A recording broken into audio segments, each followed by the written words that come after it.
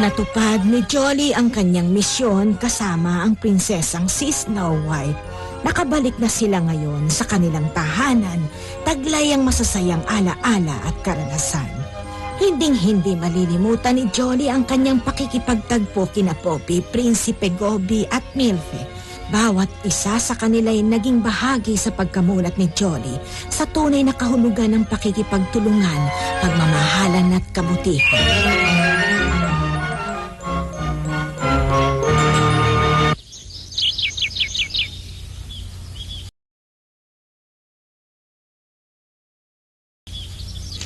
At pagkatapos, bigla na lang binunot ang prinsipe ang kanyang espada. Pero hindi ako natakot. Hinarap ko siya at pinatunayang handa ko ipagtanggol si Snow White. Iya, laban ka sa akin. Sige, ito ba? Sana nandun kayo para naparod nyo kung paano ako lumaban at kung gaano na ako ngayong katapang. Natatakot ako. Pasensya na, Jolly. Nabitawan ko ang kawali. Bakit hindi mo ituloy ngayon ang iyong magiting na paglalahad? Trending matapang! Bakit malagi mo na lang ako pinaglalaruan? Sige na, kumain na tayo. Okay, panahon na para kumain. Hindi pa rin kayo nagbabago. Masaya ako dahil nagkasama-sama na tayong muli. Ganon din naman kami. Maligaya kami sa inyong pagbabalik. Panatag na kami. Ngayong narito na kayong dalawa. Gutom na ako. Kumain na tayo?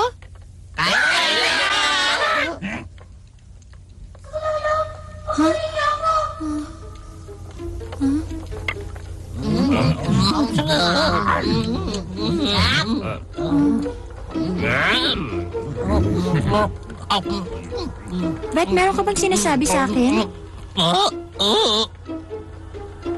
Ganun ba? Siguro nga, guni-guni ko lang.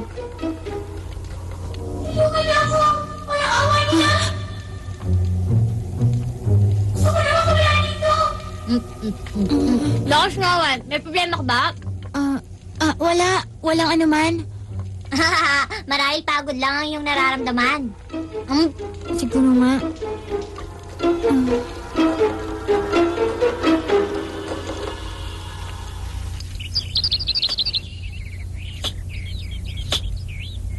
Gusto mo bang iklian ko pa ang putol, Woody? Talaga bang mabilis tumubo ang iyong buhok? Bilis-bilisan mo naman ng kaunti, Snow White. Hindi na ako makapaghintay. Sandali na lang to, Jolly. Bawasin natin ang harapan, ha?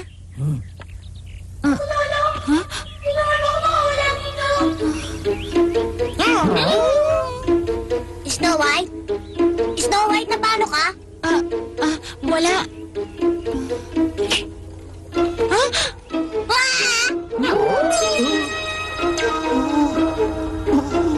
Tawain mo sana ako, Woody.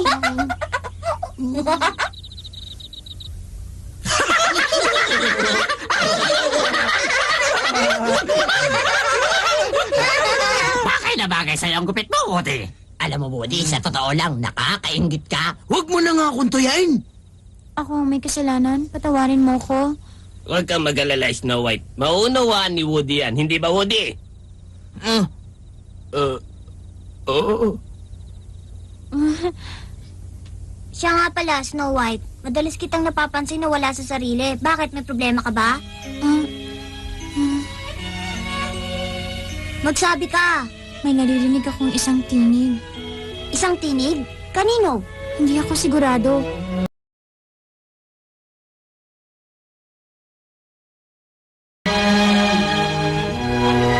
Marahil pagod ka pa sa iyong paglalakbay. Makababuti sa iyo ang magpahinga. Ipagtitimpla kita ng gatas para madali kang makatulog. Salamat. Siya nga pala, Snow White, maalala ko. Nagpadala sa iyo ng liham ang kaibigan mo si Cathy. Wala kay Cathy?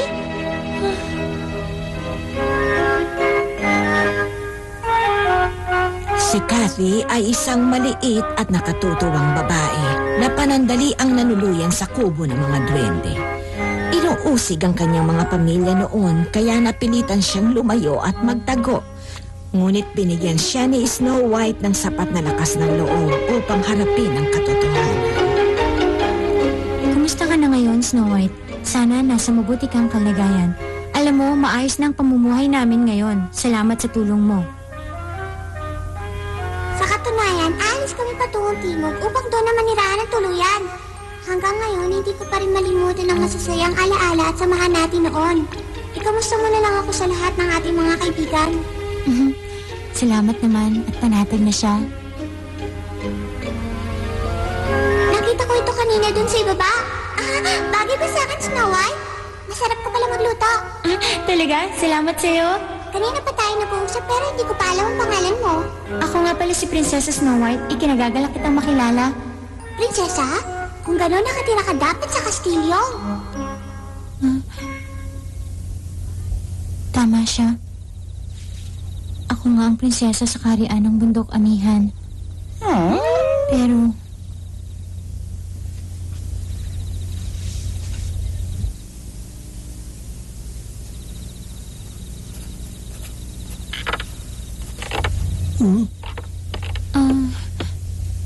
Ikaw pala, Snow White.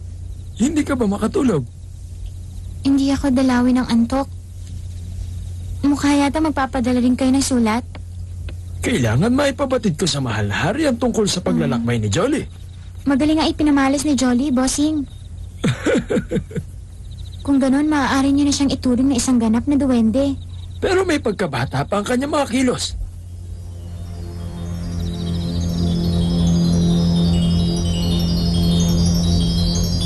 Ako kaya, sa tingin niyo ba, masyado pa akong bata tulad ni Jolly?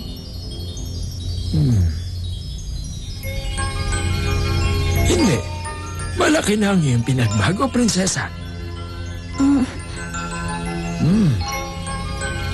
O siya, lumalalim na ang gabi. Matulog na tayong dalawa. Apo,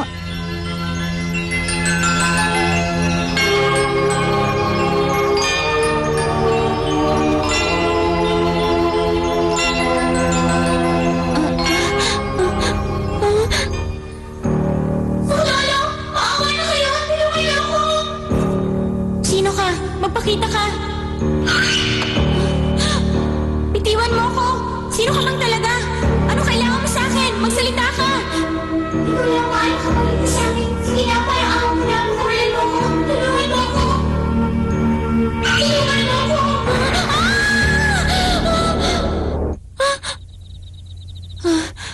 Isang panaginip.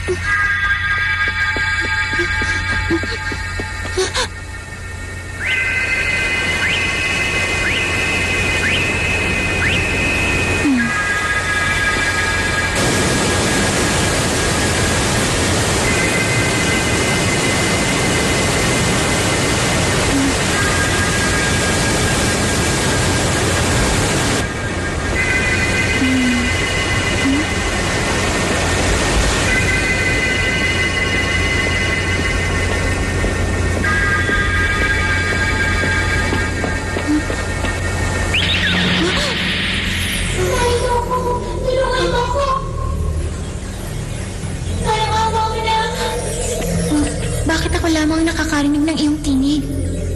Bakit ikaw ang unang tungkol sa paghingi ko ng tulong? Ha? Tulad ko, kailangan mo ng tulong, hindi ba?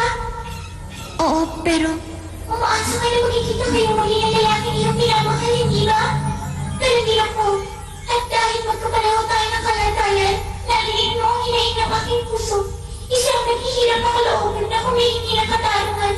At ngayon, pinagpupusahan ko ang isang sumpa. Sumpa? At dahil sa ikaw ang nakarinig sa aking tinig, ikaw lang ang maaaring magligtas sa akin. Parang awa mo na ako, kawalan mo ako. Pumagin mo ang espada na kamaon.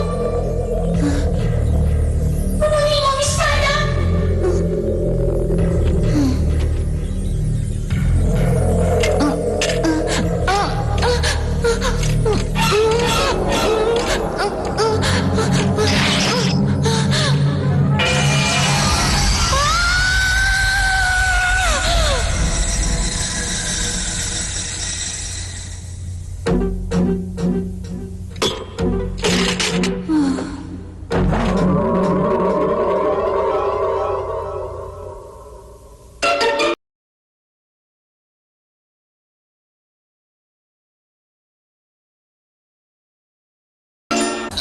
Ano? Nawawala si Snow White! Kanina ko pa siya hinahanap, pati sa kanyang silid hindi ko makita.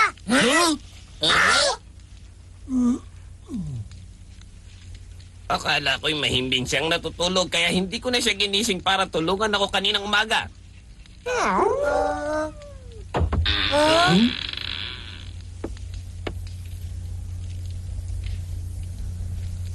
Snow White! Kanina ka pa ba nagpapahangin sa labas, Prinsesa Snow White? Oo. Ay, salamat. Akala namin kung napaano ka na. Hindi ba?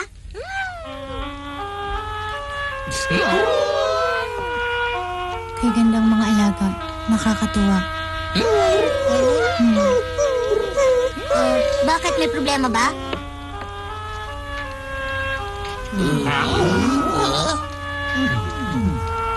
Ngayong naririto na si Snow White, maaari na tayong mag-umpisang kumain. Snow White, pakiabot mo nga sa akin ang mga mangkok. Ayun, sa banda ron, nalimutan mo na ba kung saan nakalagay?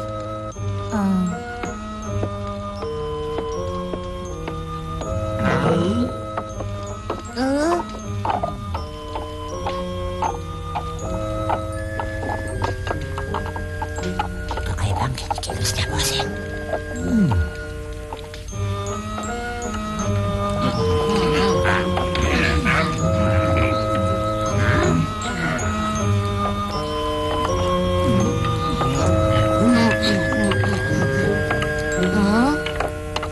Snow White? Anong masasabi mo sa luto ni Gourmet ngayon? Masarap pa? Oo, masarap.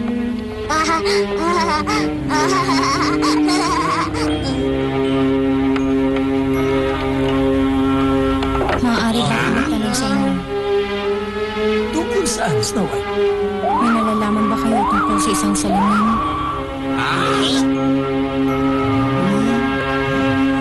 Snow White, hindi ka namin maintindihan. Isang salamin na kwadradong pilak na may 2 ulo ng ahas. 2 ulo ng ahas? Oo, isang mahiwagang salamin. Snow White, bakit mo naman naitanong? Nakakulong ang taong pinakamamahal ko sa loob ng salamin yun. Ano? Huh? Oo, gusto ko na siyang makita at makapiling sa madaling panahon. Snow White, anong pinagsasasabi mo? Jolly, Kamomile, nadinig mo ba ang mga sinasabi ni Snow White? huwag ka mag-alala. Huminahon ka lang. Magtsaa muna tayo habang ipinapaliwanag sa atin ng Prinsesa Snow White ang lahat.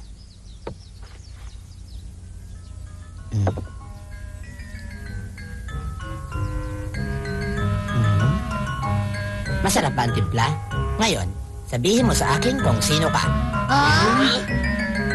Teka, Kamomile, nahihibang ka na ba? Si Snow White yan at wala nang iba.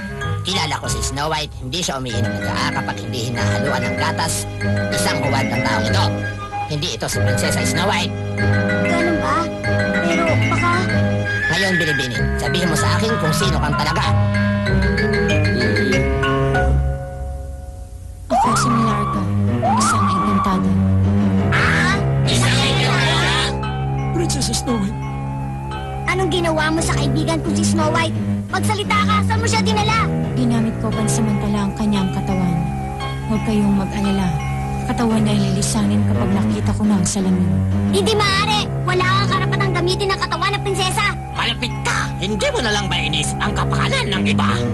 Sa bagay ko, wala kayong maitutulong sa aking problema. Sandali lang!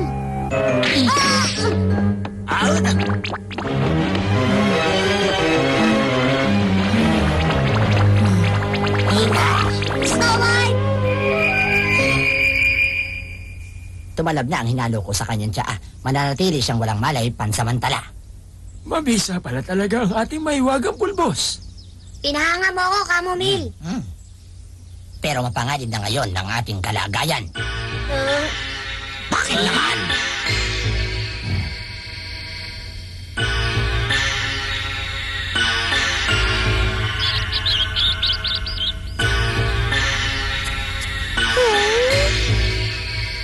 Ano ba talaga ang ibig mong sabihin, Kamomile? Nalimutan niyo na ba? Hinahanap ni Milarca ang salamin ng malupit na reyna. Bakit? Tama si Camomile. Nakita namin ang salamin ng kunin namin ang sulat ni Richard.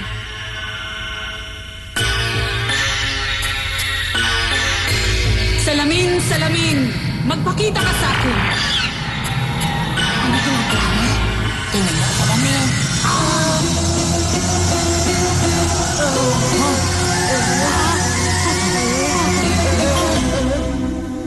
May nakita nga akong disenyo ng dalawang ulo ng ahas.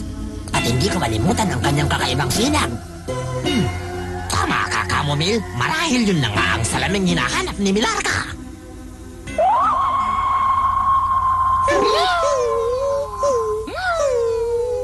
Oras na magising ang prinsesa, hindi siya dapat mawalay sa ating paningin.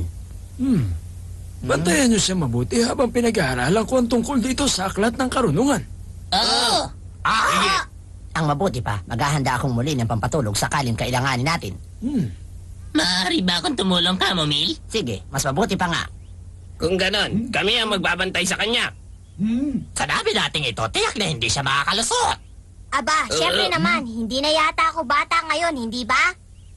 O siya, mag-iingat na lang kayo.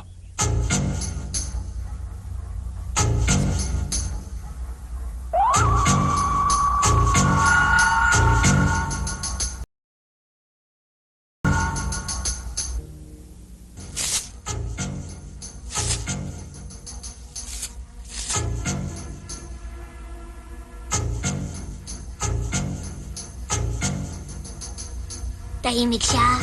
Mabisa ang pinainom na pampatulog ni Camomile sa kanya. Mahusay talaga siyang umisip ng ideya.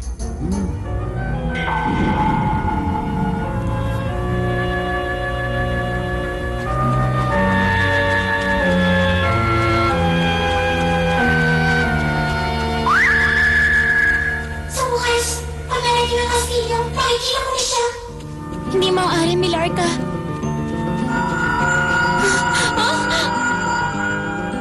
Gusto ko siya makita. Pinagalimutin tayo ng mga pangito kaya wala makakapigil sa akin kung ako kailangan.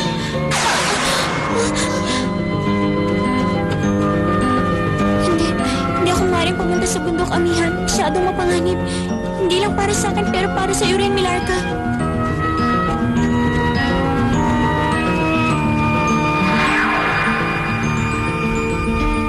Ano sinabi mo? Paano nakawala si Snow White? Narito kami lahat sa paanan ng hagdan. May kutuba kong sa bintana siya dumaan, bossing. Si Milarca ang may kakagawan ng lahat ng ito at hindi si Snow White. Hindi tayo maaaring iwan ni Snow White ng basta ganun na lamang. Sayang ang panahon, kailangan na siyang matuntun.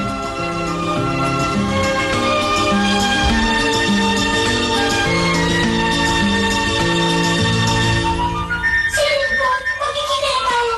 Mahal ko.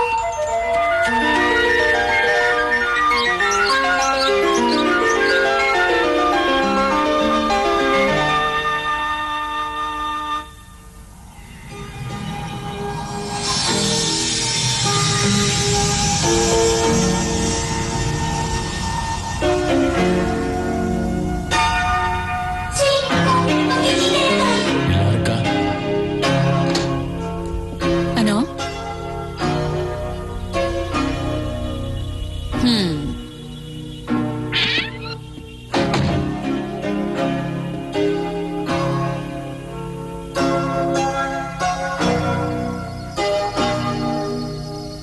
Teka, mukhang hindi maganda ito. May nararamdaman akong masama.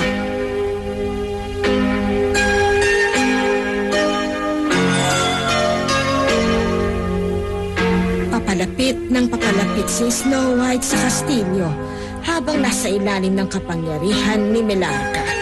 Mailigtas kaya ng 7 duwende ang kanilang kaibigan? Anong kapalaran ang naghihintay kapag nakita ng malupit na reyna ang mahal na prinsesa?